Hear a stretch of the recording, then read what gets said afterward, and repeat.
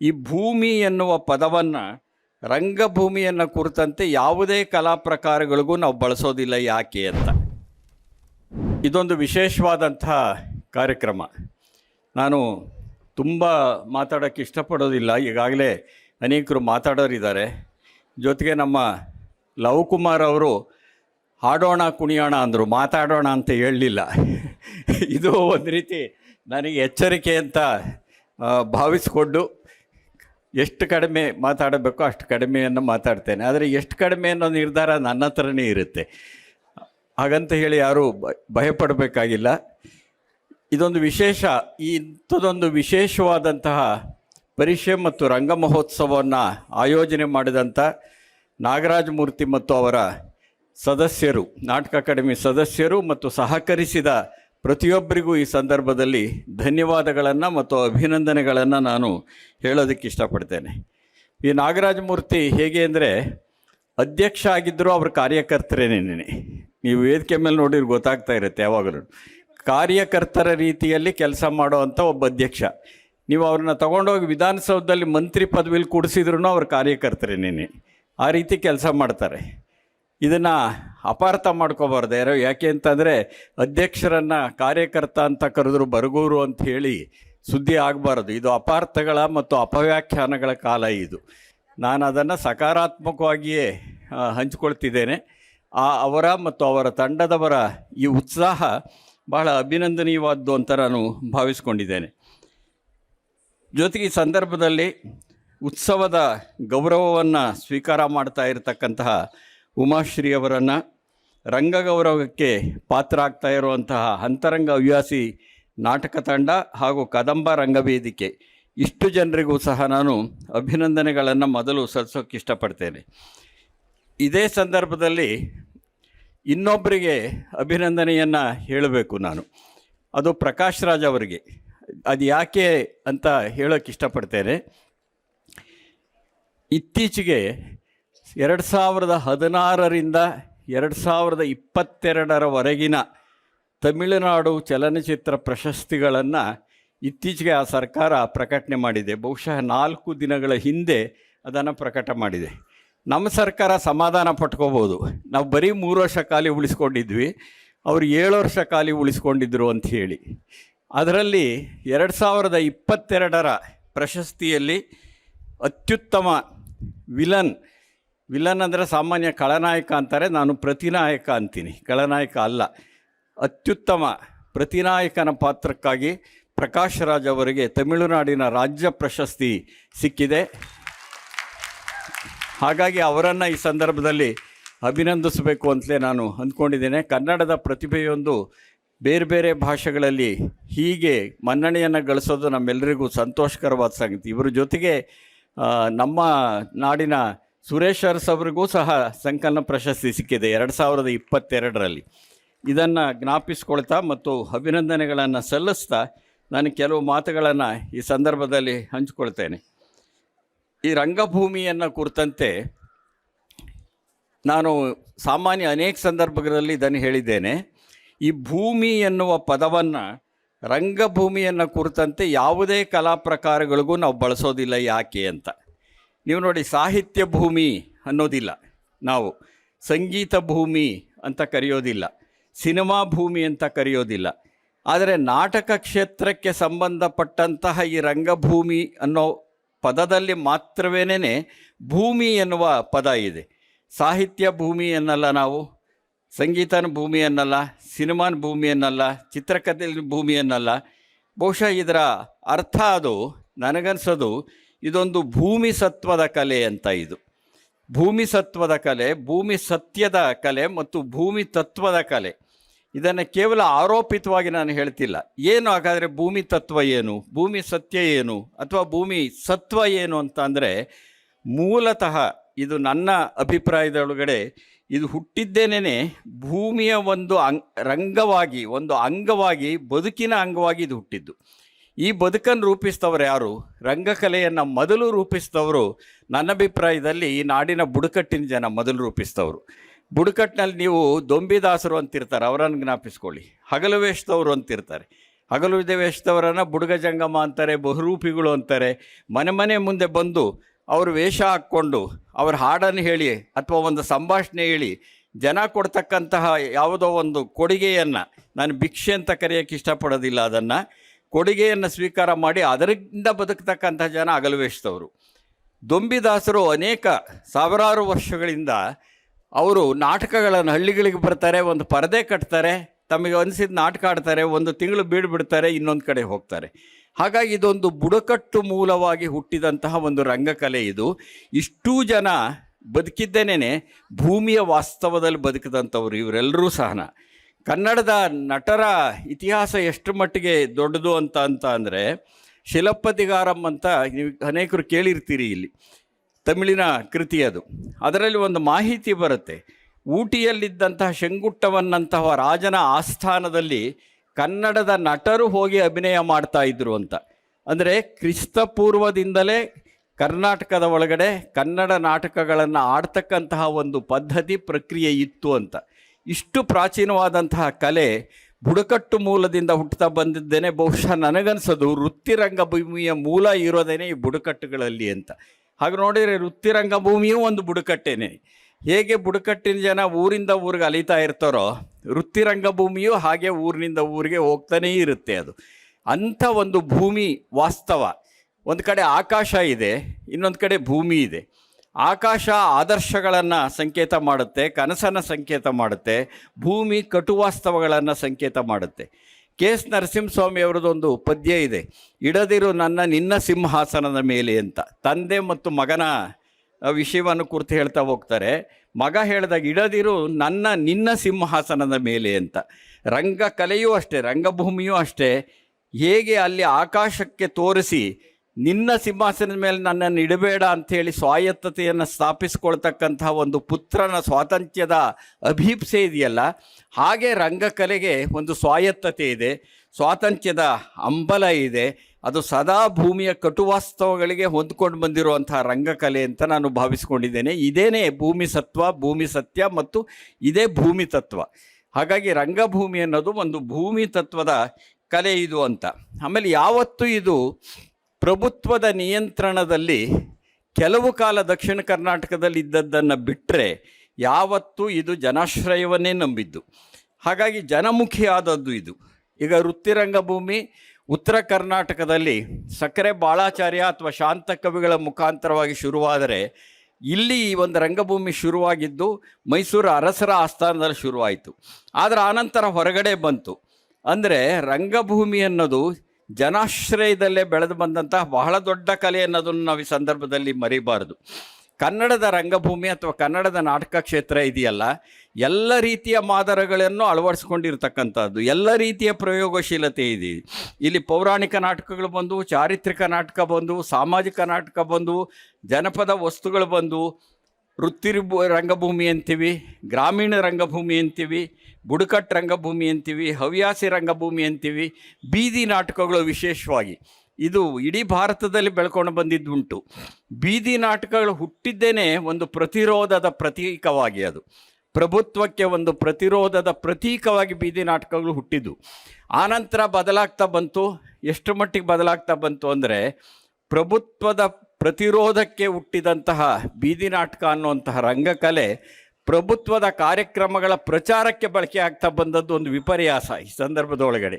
ಹೀಗೆ ಅನೇಕ ಸ್ಥಿತ್ಯಂತರಗಳನ್ನು ಪಡ್ಕೊಂಡು ಕನ್ನಡದಲ್ಲಂತೂ ಅಸಂಗತ ನಾಟಕ ಇರ್ಬೋದು, ಹಳೆ ಮಾದರಿ ನಾಟಕ ಇರ್ಬೋದು, ಹೊಸ ಮಾದರಿ ನಾಟಕ ಇರ್ಬೋದು, ಎಲ್ಲ ರೀತಿಯ ಮಾದರಿಗಳನ್ನು ಕನ್ನಡದ ರಂಗಭೂಮಿ ಅರಗಿಸ್ಕೊಂಡಿದೆ, ಅಳವಡಿಸ್ಕೊಂಡಿದೆ ಮತ್ತು ಬೆಳೀತಾ ಬಂದಿದೆ. ಇದು ಪ್ರಾರಂಭದ ಒಳಗಡೆ ರಂಗಭೂಮಿ ಆಗಲಿ ಸಿನಿಮಾ ಆಗಲಿ ಎಲ್ಲವೂ ಪೌರಾಣಿಕವನ್ನೇ ನಂಬಿದ್ದು. ಹಾಲಿವುಡ್ಡಲ್ಲಿ ಸಹ ಬಂದಂಥ ಸಿನಿಮಾಗಳು ಪೌರಾಣಿಕ ಕಥಾವಸ್ತುವನ್ನು ತಗೊಂಡು, ಅಲ್ಲಿಯ ವಿಮರ್ಶಕರು ಹೇಳ್ತಾರೆ ಯಾಕೆ ಅಂತ ಅಂದರೆ, ಪೌರಾಣಿಕ ಕಥಾವಸ್ತು ಇದೆಯಲ್ಲ ಅದು ಪ್ರೂವನ್ ಪ್ರಾಪರ್ಟಿ ಅಂತ. ಅದು ಈಗಾಗಲೇ ಅದು ಪ್ರೂವ್ ಆಗಿರುತ್ತೆ ಜನಗಳ ಮಧ್ಯೆ. ಅಂದರೆ ಜನಕೇಂದ್ರಿತವಾಗಿ ಯೋಚನೆ ಮಾಡುವ ಈ ಸಮೂಹ ಮಾಧ್ಯಮಗಳಿದಾವಲ್ಲ, ಈ ಸಮೂಹ ಮಾಧ್ಯಮಗಳು ಹೇಗೆ ಬೆಳೆದು ಬಂದು ಅನ್ನೋದು ಬಹಳ ವಿಶೇಷವಾದ್ದು ಅಂತ ನಾನು ಅಂದ್ಕೊಂಡಿದ್ದೇನೆ. ಆದರೆ ಒಂದು ಸವಾಲಿದೆ ಇವತ್ತು, ವಿಶೇಷವಾಗಿ ನಮ್ಮ ಎಲ್ಲ ಕಲಾ ಪ್ರಕಾರಗಳು ಒಟ್ಟು ಸಾಂಸ್ಕೃತಿಕ ಕ್ಷೇತ್ರ ಮತ್ತು ಸಾಮಾಜಿಕ ಕ್ಷೇತ್ರ ಎದುರಿಸ್ತಾ ಇರತಕ್ಕಂಥ ಸವಾಲುಗಳನ್ನು 21ನೇ ಶತಮಾನದ ಈ ಕ್ಷಣ ನಮ್ಮ ಎದುರುಗಡೆ ಇಟ್ಟಿರೋದನ್ನು ನಾವು ನೋಡ್ತೇವೆ.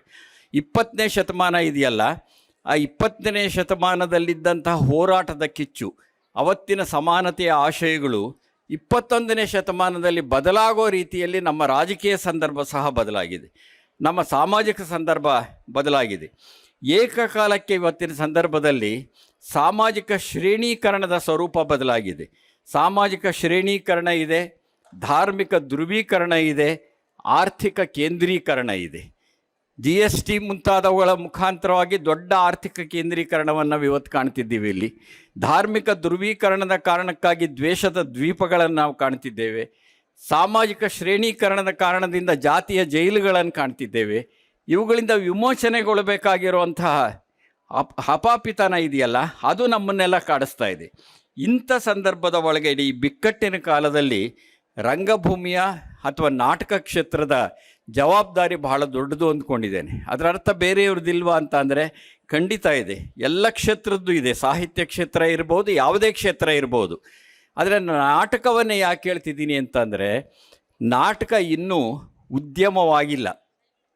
ಅಂದರೆ ಸಿನಿಮಾ ಉದ್ಯಮ ಆಗಿಬಿಡ್ತು. ಏಕೆಂದರೆ ಕೋಟ್ಯಾಂತರ ರೂಪಾಯಿ, ನಮ್ಮಂಥವ್ರು ಕೋಟ್ಯಾಂತರ ರೂಪಾಯಿ ಎಂದೂ ಹಾಕೋದಿಲ್ಲ, ಅದು ಬೇರೆ ವಿಷಯ, ಅದನ್ನು ಎಣಿಸೋಕ್ಕೂ ಬರೋದಿಲ್ಲ. ಆದರೆ ಕೋಟ್ಯಾಂತರ ರೂಪಾಯಿ ಬಂಡವಾಳವನ್ನು ಅಥವಾ ಲಕ್ಷಗಳ ಬಂಡವಾಳವನ್ನು ತೊಡಗಿಸ್ತಾ ಇರತಕ್ಕಂತಹ ಸಿನಿಮಾ ಒಂದು ಉದ್ಯಮವಾಗಿ ಬೆಳೆದಂಥ ದೃಶ್ಯ ಮಾಧ್ಯಮ.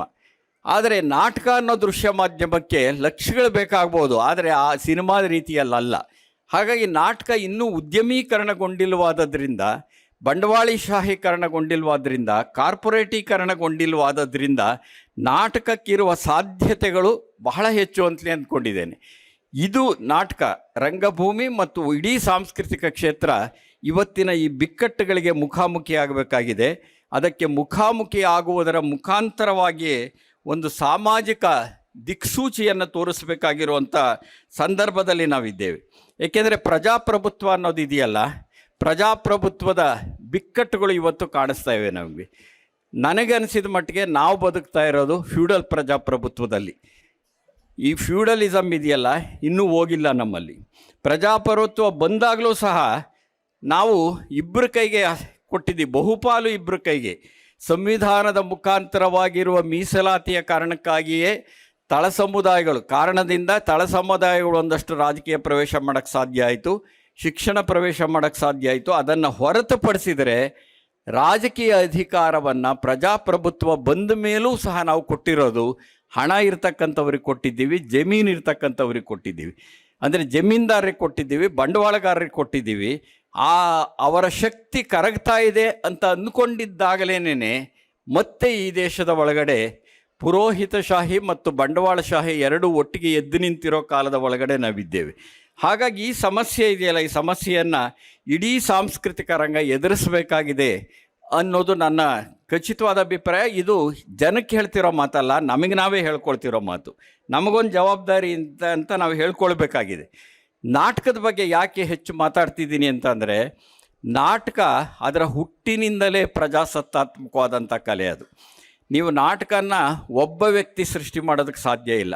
ಒಂದು ಸಮೂಹ ಇರುತ್ತೆ, ಅದರಲ್ಲಿ ಸಂಗೀತ ಇರ್ಬೋದು, ಅಭಿನಯ ಇರ್ಬೋದು, ಪರಿಕರಗಳಿರ್ಬೋದು, ಬೆಳಕಿರ್ಬೋದು. ಅಂದರೆ ಅನೇಕರನ್ನು ತೊಡಗಿಸಿಕೊಂಡು ಒಂದು ನಾಟಕವನ್ನು ನಾವು ರೂಪಿಸೋದರಿಂದ ಇದು ತನಗೆ ತಾನೇ ಒಂದು ಪ್ರಜಾಸತ್ತಾತ್ಮಕವಾದಂಥ ಕಲೆಯಾಗಿದೆ. ಆರಂಭದಲ್ಲೇ ಹೇಳಿದಾಗೆ ಭೂಮಿಯ ಕಟುವಾಸ್ತವಗಳಿಂದ ಬೆವರಿನ ಜನರಿಂದ ಹುಟ್ಟಿದ ಕಲೆ ಇದು, ಬಹಳ ಮುಖ್ಯವಾದ್ದು. ಬೆವರಿನ ಜನರಿಂದ ಹುಟ್ಟಿದಂಥ ಕಲೆ ತನ್ನ ಹುಟ್ಟಿನಿಂದ, ತನ್ನ ಸ್ವರೂಪದಿಂದಲೇ ಪ್ರಜಾಸತ್ತಾತ್ಮಕವಾಗಿರ್ತಕ್ಕಂತಹ ನಾಟಕ ಕಲೆ ಇದೆಯಲ್ಲ, ಇದು ಪ್ರಜೆಗಳನ್ನು ನಂಬಿದ ಕಲೆ. ಇದು ಇವತ್ತು ಪ್ರಜಾಪ್ರಭುತ್ವ ಯಾವ ಸ್ಥಿತಿಲಿದೆ ಅಂತ ಯೋಚನೆ ಮಾಡಿದರೆ, ಪ್ರಜಾಪ್ರಭುತ್ವ ನನಗೆ ಒಂದು ಪಂಚೇಂದ್ರಿಯ ಪ್ರಜಾಪ್ರಭುತ್ವ ಅನ್ನುವಂಥ ವಿಚಾರವನ್ನು ಈ ಸಂದರ್ಭದಲ್ಲಿ ಹಂಚ್ಕೊಳ್ಳೋಕೆ ಇಷ್ಟಪಡ್ತೇನೆ. ಆಳುವ ವರ್ಗಕ್ಕೆ ಮುಖ್ಯವಾಗಿ ಬೇಕಾಗಿರೋದು ಪಂಚೇಂದ್ರಿಯ ಪ್ರಜಾಪ್ರಭುತ್ವ. ಹಾಗೆ ಒಟ್ಟು ಸಮಾಜಕ್ಕೆ ಬೇಕಾಗಿರೋದು ಪಂಚೇಂದ್ರಿಯ ಪ್ರಜಾಪ್ರಭುತ್ವ. ಏನು ಹಾಗಂದರೆ, ನಮಗೆ ಕಿವಿ ಇದೆ, ಕಣ್ಣಿದೆ, ನಾಲಿಗೆ ಇದೆ, ಮೂಗಿದೆ, ಚರ್ಮ ಇದೆ. ಇವತ್ತೇನಾಗಿದೆ, ನಮ್ಮ ನಾಯಕರಿಗೆ ಕಿವಿ ಇದೆಯಾ ಗೊತ್ತಿಲ್ಲ ನಮಗೆ. ಏಕೆಂದರೆ ಯಾವತ್ತೂ ಪ್ರಜಾಪ್ರಭುತ್ವದಲ್ಲಿ ಕೇಳಿಸಿಕೊಳ್ಳುವ ಗುಣ ಇರಬೇಕು. ಕೇಳಿಸಿಕೊಳ್ಳುವ ಗುಣ ಇರಬೇಕು, ನೋಡುವ ಸರಿಯಾದ ರೀತಿಯಲ್ಲಿ ನೋಡುವ ಕಣ್ಣುಗಳಿರಬೇಕು. ಆದರೆ ಇವತ್ತು ನಮ್ಮ ಬಹಳಷ್ಟು ನಾಯಕರಿಗೆ ಕಿವಿ ಮತ್ತು ಕಣ್ಣಿಗಿಂತ ಹೆಚ್ಚಾಗಿ ನಾಲಿಗೆ ಉದ್ದಾಗಿದೆ. ನಾಗರಗಳ ನಾಲಿಗೆ ಚಾಚಿಕೊಂಡಿರುವಂತಹ ಸಮಾಜದ ಒಳಗಡೆ ನಾವು ಬದುಕ್ತಾ ಇದ್ದೇವೆ. ಇನ್ನು ಚರ್ಮದ ವಿಷಯ ಹೇಳೋದಾದರೆ, ಚರ್ಮ ಒಂದು ಸ್ಪರ್ಶೇಂದ್ರಿಯ, ಅದು ಎಲ್ಲರನ್ನು ಮುಟ್ಟಬೇಕು ಮತ್ತು ಎಲ್ಲರಿಂದ ಮುಟ್ಟಿಸ್ಕೊಳ್ಬೇಕು. ಆದರೆ ಈ ದೇಶದಲ್ಲಿ ಅಸ್ಪೃಶ್ಯತೆ ನಿವಾರಣೆ ಆಗಿದೆಯಾ? ಎಷ್ಟು ಜನ ಮುಟ್ತಿದ್ದೀವಿ, ಎಷ್ಟು ಜನ ದೂರ ಇಡ್ತಿದ್ದೀವಿ ನಾವು? ಕೇವಲ ಒಂದೊಂದು ದಿನದಲ್ಲಿಯೇ ದಲಿತರ ಮೇಲೆ ಎಷ್ಟು ದೌರ್ಜನ್ಯ ನಡೆಯುತ್ತೆ. ಒಂದು ದಿನಕ್ಕೆ ಕೇಂದ್ರ ಸರ್ಕಾರದ ಮಾಹಿತಿ ಪ್ರಕಾರ 86 ಜನ ಮಹಿಳೆಯರ ಮೇಲೆ ಅತ್ಯಾಚಾರ ನಡೆಯುತ್ತೆ. ಹತ್ಯೆ ಮತ್ತು ಅತ್ಯಾಚಾರಗಳಿರುವ ಸಮಾಜವೊಂದನ್ನು ನಾವು ಪ್ರಜಾಸತ್ತಾತ್ಮಕವಾದಂಥ ಸಮಾಜ ಅಂತ ಕರೆಯೋದಕ್ಕೆ ಸಾಧ್ಯ ಇಲ್ಲ. ಹಾಗಾಗಿ ಚರ್ಮಕ್ಕೆ ಬರಬೇಕಾಗಿರುವಂಥ ಗುಣ ಯಾವುದು ಅಂದರೆ, ಎಲ್ಲರನ್ನು ಮುಟ್ಟುವ ಮತ್ತು ಮುಟ್ಟಿಸಿಕೊಳ್ಳುವ ಗುಣ ಬೇಕಾಗಿರುತ್ತೆ. ವಾಸನೆ ಮತ್ತು ದುರ್ವಾಸನೆಗಳಲ್ಲಿ ವ್ಯತ್ಯಾಸ ಮಾಡತಕ್ಕಂಥದ್ದು ನಮ್ಮ ಮೂಗಿಗೆ ಬೇಕಾಗಿರುತ್ತೆ. ಅಂದರೆ ಸ್ವಚ್ಛವಾಗಿರಬೇಕು ಅಂದರೆ ನಮ್ಮ ಸರ್ಕಾರ ಒಂದು ಸ್ವಚ್ಛ ಭಾರತ ಎನ್ನುವ ಒಂದು ಯೋಜನೆಯನ್ನು ಜಾರಿಗೆ ತಂದಿದೆ. ಅದು ನಿಮಗೆಲ್ಲ ಗೊತ್ತೇ ಇದೆ. ಅದು ಗಾಂಧೀಜಿಯವರ ಕನ್ನಡಕವನ್ನು ಹಾಕಿ ಅದನ್ನು ಜಾರಿಗೆ ತಂದಿದ್ದಾರೆ. ಅದನ್ನು ಸ್ವಚ್ಛ ಭಾರತ ಒಂದು ಒಳ್ಳೆಯ ಕಾರ್ಯಕ್ರಮ, ಅದನ್ನು ನಾನು ನಿರಾಕರಿಸೋಕ್ಕೆ ಇಷ್ಟಪಡೋದಿಲ್ಲ. ಆ ಥರ ಎಲ್ಲವನ್ನೂ ಸಿರಿಕತನದಿಂದ ನಾವು ನಿರಾಕರಿಸಲು ಬೇಕಾಗಿಲ್ಲ. ಆದರೆ ಸ್ವಚ್ಛ ಭಾರತ ಏನು ಮಾಡುತ್ತೆ ಅಂದರೆ, ಬೀದಿ ಭಾರತವನ್ನು ಸ್ವಚ್ಛವಾಗಿಡಬೇಕು ಅಂತ ಹೊರಡುತ್ತೆ. ನನ್ನ ಪ್ರಶ್ನೆ ಏನಂದರೆ, ಬೀದಿ ಭಾರತ ಮಾತ್ರವೇ ಸ್ವಚ್ಛವಾದರೆ ಸಾಕ, ಭಾವ ಭಾರತ ಸ್ವಚ್ಛವಾಗಬಾರ್ದ ಅಂತ. ಭಾವ ಭಾರತವನ್ನು ಯಾವತ್ತೂ ನೀವು ಸ್ವಚ್ಛ ಮಾಡೋಕ್ಕೆ ಇಷ್ಟಪಡ್ತೀರಿ? ಸೊ ಈ ಪ್ರಶ್ನೆಗಳನ್ನು, ಹಾಗಾಗಿ ಯಾವ ಆಳುವ ವರ್ಗಕ್ಕೆ ನಿಜವಾದ ಕಿವಿ ಇರುತ್ತೆ, ನಿಜವಾದ ಕಣ್ಣಿರುತ್ತೆ, ನಿಜವಾದ ನಾಲಿಗೆ ಇರುತ್ತೆ, ನಿಜವಾದ ಸ್ಪರ್ಶೇಂದ್ರಿಯ, ತಾರತಮ್ಯವಿಲ್ಲದ ಸ್ಪರ್ಶೇಂದ್ರಿಯ ಇರುತ್ತೆ, ಹಾಗೇನೇ ಭಾವಭಾರತ ಸ್ವಚ್ಛ ಮಾಡಬೇಕು, ಬರೀ ಬೀದಿಯಲ್ಲ ಅಂತ ಅಂದ್ಕೊಂಡಿರ್ತಕ್ಕಂಥ ಈ ಒಂದು ಪಂಚೇಂದ್ರಿಯ ಪ್ರಜಾಪ್ರಭುತ್ವದ ಕಲ್ಪನೆ ಆಳುವ ವರ್ಗಕ್ಕೆ ಬೇಕು. ಹಾಗೇನೇ ಪ್ರಜೆಗಳಿಗೂ ಬೇಕು ಅದು. ಯಾಕೆಂದರೆ ನಾವು ಕೇಳಿಸ್ಕೊಂಡಿದ್ದೆಲ್ಲ ನಿಜ ಅಂತ ತಿಳ್ಕೊಬಾರ್ದು ನಾವು. ಯಾಕೆಂದರೆ ಇವತ್ತು ನಾವು ಕೇಳಿಸ್ಕೊಳ್ತಿರೋ ಅನೇಕ ವಿಷಯಗಳಲ್ಲಿ ಹಸಿ ಸುಳ್ಳುಗಳಿರುತ್ತವೆ. ಎಷ್ಟೋ ಸಾರಿ ಆಡ್ತಾ ಇರ್ತಕ್ಕಂಥ ಎಷ್ಟೋ ಮಾತುಗಳಲ್ಲಿ ಸುಳ್ಳುಗಳಿರುತ್ತವೆ. ಸುಳ್ಳಿನ ಸಾಮ್ರಾಜ್ಯದಲ್ಲಿ ಸಿಂಹಾಸನಾಧೀಶರಾಗಿರ್ತಕ್ಕಂಥವ್ರು ಅನೇಕರು ಈ ಭಾರತದ ಒಳಗಡೆ ಇವತ್ತು ಉಟ್ಕೊಂಡಿದ್ದಾರೆ. ಹಾಗಾಗಿ ಪತ್ರಿಕೆಗಳು ಫ್ಯಾಕ್ಟ್ ಚೆಕ್ ಅಂತಲೇ ದಿನ ಕೊಡೋ ಸ್ಥಿತಿ ಬಂದುಬಿಟ್ಟಿದೆ. ಯಾವುದು ಸತ್ಯ, ಯಾವುದು ಅಸತ್ಯ, ಎಂಥ ಸ್ಥಿತಿ ನೋಡಿ. ಸಂವಾದ ಯಾವುದು, ಉನ್ಮಾದ ಯಾವುದು ವ್ಯತ್ಯಾಸ ಗೊತ್ತಿಲ್ಲ ಅಂಥ ಸಂದರ್ಭ ಇದೆ. ವಿವೇಕ ಯಾವುದು, ಉದ್ರೇಕ ಯಾವುದು? ವಿವೇಕದ ಜಾಗವನ್ನು ಉದ್ರೇಕ ಆವರಿಸ್ಕೊಂಡಿದೆ. ಸಂವಾದದ ಜಾಗವನ್ನು ಉನ್ಮಾದ ಆವರಿಸಿಕೊಂಡಿದೆ. ಸತ್ಯದ ಜಾಗವನ್ನು ಅಸತ್ಯ ಆವರಿಸಿಕೊಂಡಿದೆ. ಮಾನವೀಯತೆಯ ಜಾಗವನ್ನು ಮತೀಯತೆ ಆವರಿಸಿಕೊಂಡಿದೆ. ಇಂಥ ಸಂದರ್ಭದ ಒಳಗಡೆ ನಮ್ಮ ಸಮಾಜಕ್ಕೆ, ನಮಗೆ, ಎಲ್ಲ ಜನಗಳಿಗೂ ಸಹ ಒಂದು ಪಂಚೇಂದ್ರಿಯ ಪ್ರಜಾಪ್ರಭುತ್ವದ ಅಗತ್ಯ ಇದೆ. ಹೇಗೆ ಆಳುವ ವರ್ಗಕ್ಕೆ ಅಗತ್ಯ ಇದೆಯೋ, ನಾವು ಕೇಳಿಸ್ಕೊಳ್ಳೋದ್ರಲ್ಲಿ ಎಷ್ಟು ಸುಳ್ಳು, ಎಷ್ಟು ನಿಜ, ಆಡುವ ಮಾತಿನಲ್ಲಿ ಎಷ್ಟು ನಿಜ, ಎಷ್ಟು ಸುಳ್ಳು, ನಾವು ನಿಜವಾಗಿ ಮಾನವೀಯವಾದ ನಾಲಿಗೆ ಪಡ್ಕೊಂಡಿದ್ದೇವೆಯೇ, ನಮ್ಮ ನಿಜವಾಗಿ ಸ್ಪರ್ಶೇಂದ್ರಿಯ ಎಲ್ಲರನ್ನು ಒಳಗೊಳ್ತಾ ಇದೆಯೇ, ಈ ಪ್ರಶ್ನೆಗಳನ್ನು ನಾವು ಕೇಳಿಕೊಳ್ಬೇಕಾಗಿದೆ. ಹಾಗಾಗಿ ಇವತ್ತಿನ ಮುಖ್ಯವಾದ ಸಮಸ್ಯೆ ಏನಂತಂದರೆ, ನಾವು ನಮ್ಮ ಪಂಚೇಂದ್ರಿಯಗಳನ್ನು ಯಾರ್ಯಾರಿಗೋ ಮಾರಿಕೊಳ್ಳುವ ಸ್ಥಿತಿಗೆ ನಮ್ಮ ಸಮಾಜ ಬರಬಾರದು, ಜನಗಳು ಬರಬಾರದು. ಹಾಗೆ ಆಳುವ ವರ್ಗ ನಿಜವಾದ ಅರ್ಥದ ಒಳಗಡೆ ಪ್ರಜಾಸತ್ತಾತ್ಮಕವಾಗಿದ್ದರೆ ಆ ಪಂಚೇಂದ್ರಿಯಗಳನ್ನು ಜನಪರವಾಗಿ ಇಟ್ಕೊಳ್ಬೇಕಾಗಿರುತ್ತೆ. ಅಂಥದ್ದೊಂದು ಪಂಚೇಂದ್ರಿಯ ಪ್ರಜಾಪ್ರಭುತ್ವದ ಸ್ಥಾಪನೆ ಇದೆಯಲ್ಲ, ಅದು ಬಹಳ ಮುಖ್ಯವಾದದ್ದು ಇವತ್ತಿನ ಸಂದರ್ಭದ ಒಳಗಡೆ. ನಾನು ಈ ಮಾತುಗಳನ್ನು ಹೇಳೋದಕ್ಕೆ ಕಾರಣ, ಬಹಳ ಮುಖ್ಯವಾಗಿ ಏನು ಕಾರಣ ಅಂತಂದರೆ, ನಾಟಕ ರಂಗ ಇದೆಯಲ್ಲ, ಅದು ಅದರ ಒಟ್ಟು ಪರಂಪರೆಯ ಒಳಗಡೆ ಪ್ರಭುತ್ವಕ್ಕೆ ಶರಣಾದದ್ದು ತೀರಾ ಕಡಿಮೆ. ಅದು ರಾಜರ ಆಸ್ಥಾನದಲ್ಲಿದ್ದಂತಹ ಕಾಲದಲ್ಲಿಯೂ ಸಹ ಅನೇಕರು ಅಲ್ಲಿಂದ ಬಿಟ್ಟು ಹೊರಗಡೆ ಬಂದದ್ದು ಉಂಟು. ಅದು ಜನಾಶ್ರಯದಲ್ಲಿಯೇ ಬದುಕ್ತಾ ಇರತಕ್ಕಂಥದ್ದು, ಇನ್ನೂ ಉದ್ಯಮೀಕರಣಗೊಳ್ಳದೇ ಇರತಕ್ಕಂತಹ ನಾಟಕ ಕಲೆ ಇದು.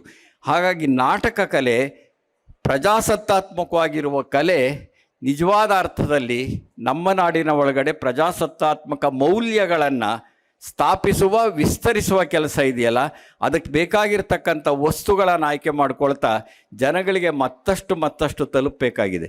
ಮತ್ತೆ ಬೀದಿ ನಾಟಕಗಳಿಗೆ ಹೊಸ ರೂಪವನ್ನು, ಹೊಸ ಚೈತನ್ಯವನ್ನು ನಾವು ಕೊಡಬೇಕಾಗಿದೆ. ರಂಗದ ಮೇಲೆ ಅಭಿನಯಿಸ್ತಕ್ಕಂಥವೂ ಸಹ ಜನಪರವಾದ, ಜನಮುಖಿಯಾದ, ಜನಕೇಂದ್ರಿತವಾದಂತಹ ನಾಟಕಗಳನ್ನು ಇವತ್ತು ಮತ್ತೆ ತರಬೇಕಾಗಿದೆ. ಇದರ ಅರ್ಥ ನೀವು ತಮಾಷೆ ಮಾಡಬೇಡಿ ಅಂತ ಅಲ್ಲ, ತಮಾಷೆ ಮಾಡಬೇಡಿ ಅಥವಾ ಬೇರೆ ರೀತಿಯದ್ದು ತರಬೇಡಿ ಅಂತಲೂ ಅಲ್ಲ. ಆದರೆ ಎಲ್ಲೋ ಒಂದು ಕಡೆ ಜನರ ಅಭಿರುಚಿಯನ್ನು ಕೆಳಿಸುವ, ಅಮಾನವೀಯವಾಗುವ, ಕ್ರೌರ್ಯವನ್ನು ಬಿತ್ತುವ, ಹಿಂಸೆಯನ್ನು ಬಿತ್ತುವ ಅಂತಹ ವಸ್ತುವನ್ನು ಇಟ್ಕೊಳ್ಳದೆ ಈ ಸಮಾಜದ ಒಳಗಡೆ ನೆಲೆಸಬೇಕಾಗಿರ್ತಕ್ಕಂಥ ಶಾಂತಿಯನ್ನು, ಅಹಿಂಸೆಯನ್ನು, ಸತ್ಯವನ್ನು ಮತ್ತು ಸಮಾನತೆಯನ್ನು ಸಾರುವ, ಅದು ಅಂತರ್ಗತವಾಗಿಯಾದರೂ ಪ್ರತಿನಿಧಿಸ್ತಕ್ಕಂತಹ ಅನೇಕ ಪ್ರಯೋಗಗಳಿಗೆ ತೆರೆದುಕೊಳ್ಬೇಕಾಗಿದೆ. ಹಾಗಾಗಿ ನಿಜವಾದ ಅರ್ಥದಲ್ಲಿ ನಾಟಕರಂಗ ಪ್ರಜಾರಂಗವಾಗಬೇಕು. ನಾಟಕರಂಗ ಪ್ರಜಾರಂಗವಾಗುವುದರ ಮುಖಾಂತರವಾಗಿ ಮತ್ತೊಮ್ಮೆ ಕರ್ನಾಟಕದ ಒಳಗಡೆ ಹೊಸ ಚೈತನ್ಯವನ್ನು, ಪ್ರಜಾಸತ್ತಾತ್ಮಕವಾದಂಥ ಮೌಲ್ಯಗಳ ವಿಸ್ತರಣೆಯನ್ನು ಮಾಡಬೇಕು. ಅಂಥ ಆಶಯಗಳಿಗೆ ಈ ರಂಗ ಮಹೋತ್ಸವ ಇದೆಯಲ್ಲ, ಸರಿಯಾದಂಥ ಉತ್ಸಾಹ ಮತ್ತು ವಿವೇಕ, ಚೈತನ್ಯವನ್ನು ಕೊಡುತ್ತೆ ಅನ್ನೋ ನಂಬಿಕೆಯೊಂದಿಗೆ ಸಂತೋಷವನ್ನು ಪಡಿಸಿ ನಾನು ಕೆಲವು ಮಾತುಗಳನ್ನು ಮುಗಿಸ್ತೇನೆ. ನಮಸ್ಕಾರ.